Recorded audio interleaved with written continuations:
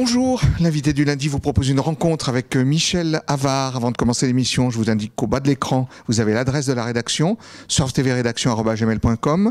Vous pouvez poser toutes les questions que vous voulez à Michel Havard et vous pouvez surtout réagir à ses propos pendant l'émission. Michel Havard, je suis très heureux de vous avoir sur le plateau de Surf TV.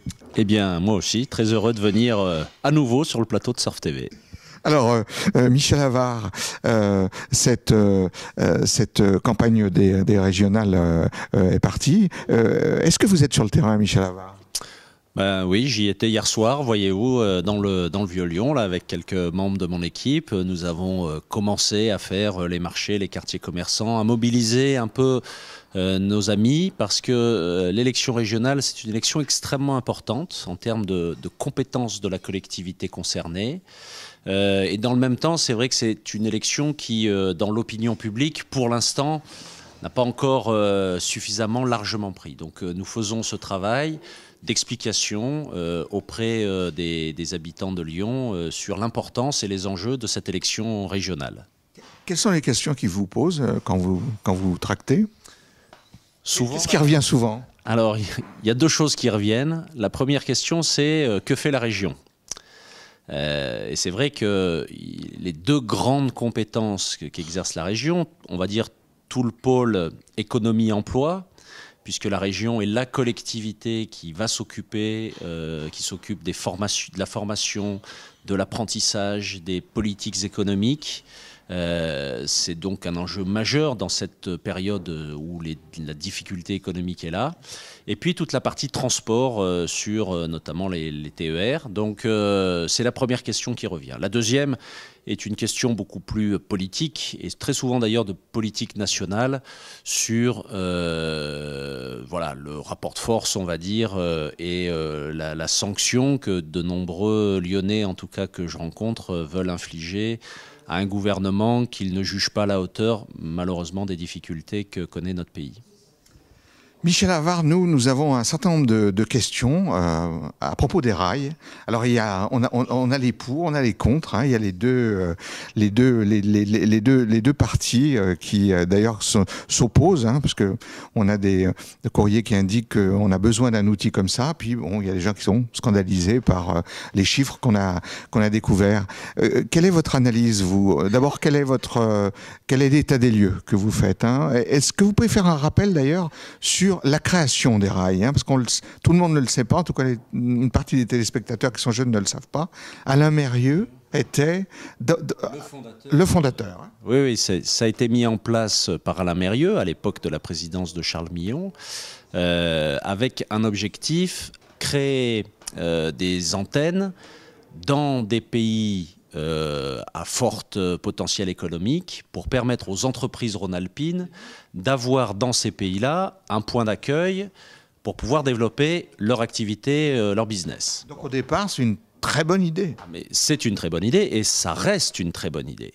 Ensuite, Erail a connu une espèce de dérive qui a conduit à ce que la situation financière d'Erail soit tellement difficile que Erail s'est retrouvé en liquidation. La question aujourd'hui, c'est de dire comment on relance Erail.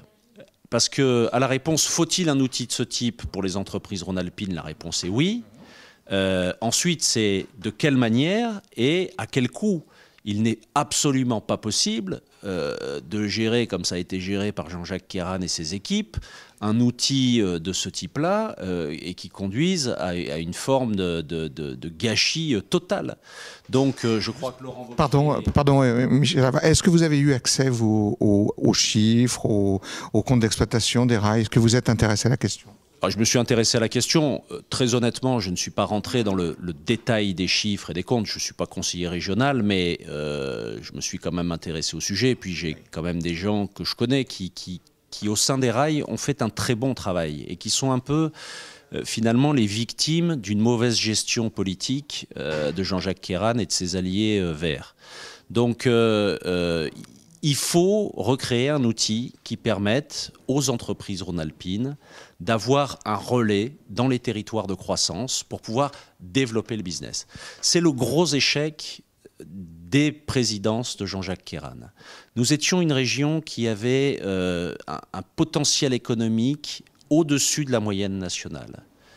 Avec les 2 dernières présidences Kéran et de ses alliés verts, nous sommes retombés dans la moyenne française. C'est dramatique pour cette région qui a pourtant des entreprises qui ont un potentiel fantastique.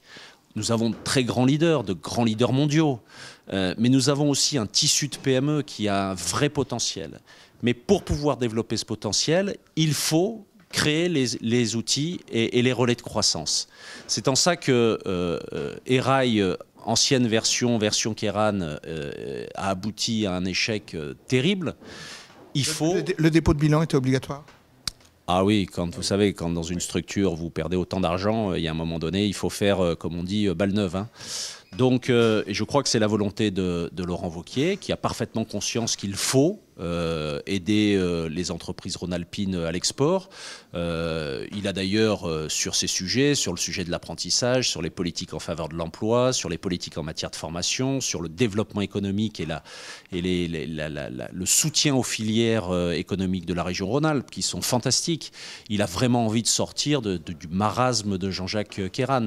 Donc, je suis convaincu qu'il proposera, une fois président, de redonner à la dimension internationale du développement des entreprises rhône-alpines un cadre qui soit de meilleure gestion et qui soit dans une gestion beaucoup plus saine que celle que Jean-Jacques Kéran et ses équipes ont pu laisser faire. Alors, nous avons eu un certain nombre de questions qui sont venues en grand nombre à propos des rails. Et alors, notamment, là, je vous demande de répondre quand même, parce que c'est des questions qui nous sont posées.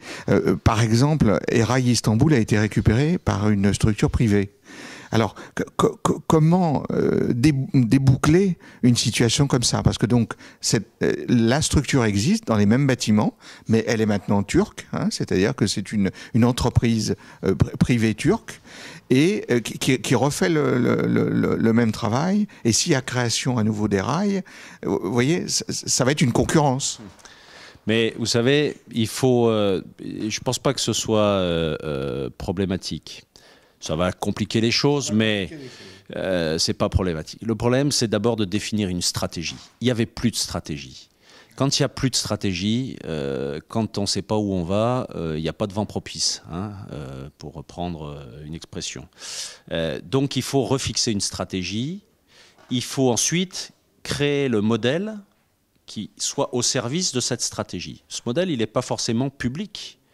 Il peut être privé-public, il peut être totalement privé, il peut se faire sous plein de formes.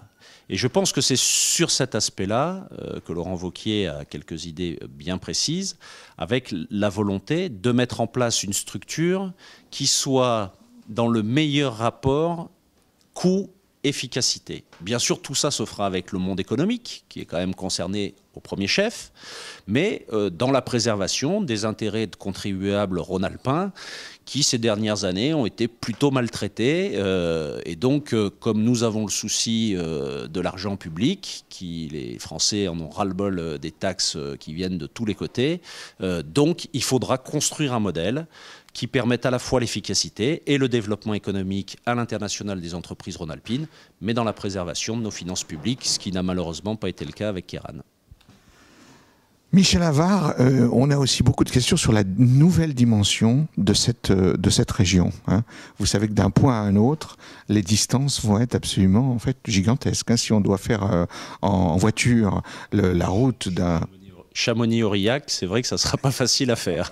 Ça prend un peu de temps, en tout cas. Non, les infrastructures existent, mais ça prend un peu de temps, oui. Voilà. Alors la question des téléspectateurs, est-ce que cette nouvelle dimension va demander de nouvelles adaptations, en fait? Oui, il va falloir... c'est toute la difficulté. Il faut, à l'échelle européenne et mondiale, que nos territoires aient une taille pertinente. Quand on voit les landes allemands, on se rend compte que voilà, ils ont une dimension beaucoup plus importante que ce qu'avaient les régions françaises. Donc sur le regroupement des régions, alors je ne jugerai pas sur d'autres régions, mais en tout cas en ce qui concerne la nôtre, Rhône-Alpes-Auvergne, nous avions déjà beaucoup d'organisations qui couvraient les deux régions, dans le monde privé notamment. Se pose la question de la proximité et de l'accès d'un habitant d'Aurillac aux élus et aux problèmes qui se relèvent de la compétence de la région.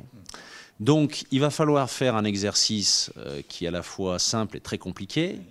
Il faut mutualiser les deux régions et essayer de dégager des économies, puisque l'objectif clairement annoncé de Laurent Wauquiez, c'est de ne pas augmenter la fiscalité et de rechercher des économies de fonctionnement pour privilégier l'investissement. Et en même temps, faire en sorte que la région reste une collectivité accessible aux citoyens. Je sais que Laurent travaille beaucoup ces sujets-là. Il a pris un certain nombre d'engagements. Je pense qu'on peut, et c'est un exercice qui sera extrêmement intéressant, on peut réussir ce challenge. Kéran a fait dans la région Rhône-Alpes de la dépense publique en créant des points partout. Je pense que là aussi, il peut y avoir d'autres modèles beaucoup plus respectueux de la dépense publique. Michel Avare, merci d'avoir répondu à toutes nos questions. J'espère qu'on vous retrouve bientôt sur le plateau de Surf TV parce que la campagne risque d'être longue.